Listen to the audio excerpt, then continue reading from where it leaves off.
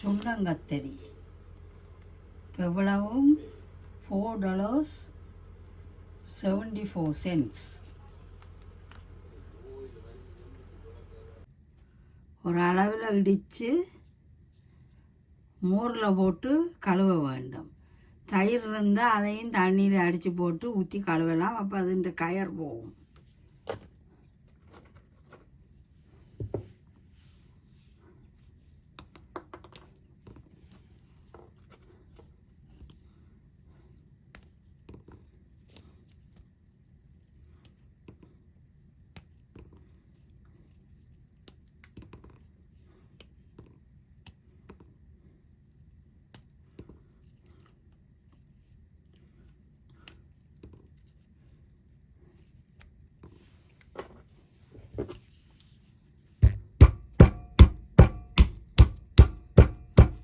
இதில் முழு சீட்ஸையும் கழட்டி எடுக்கக்கூடாது.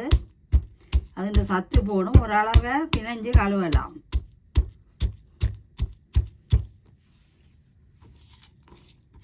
இப்படி இடித்து 2 பாதியாக இடிக்கணும் சுண்டங்கத்தரி.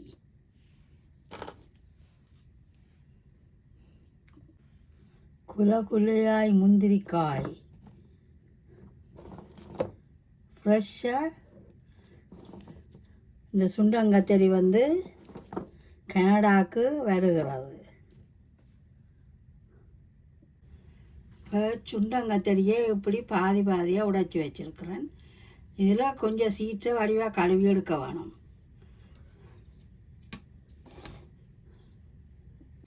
இப்போ தயிர் எடுத்து வச்சுருக்கிறேன். இப்போ சுண்டங்கத்தரியை வடிவாக கழுவி எடுத்துட்டேன்.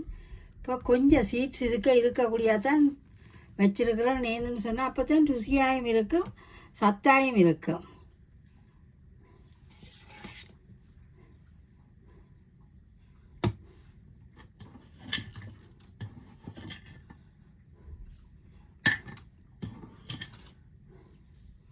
உப்பு போட்டுக்கொள்கிறேன்.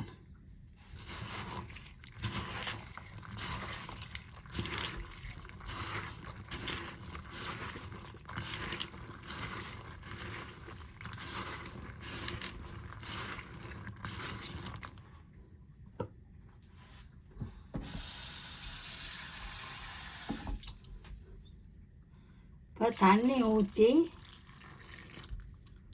ஒரு அரை மணித்தியாலும் ஊற வைக்கணும். ஊற வச்சுட்டு எடுத்து வேற வச்சு பொரிச்சு கொள்ளலாம். நான் பொரிச்சு உடனே குழம்பு வைக்கையில் ஃப்ரீசரில் போட்டு வைக்க போகிறேன்.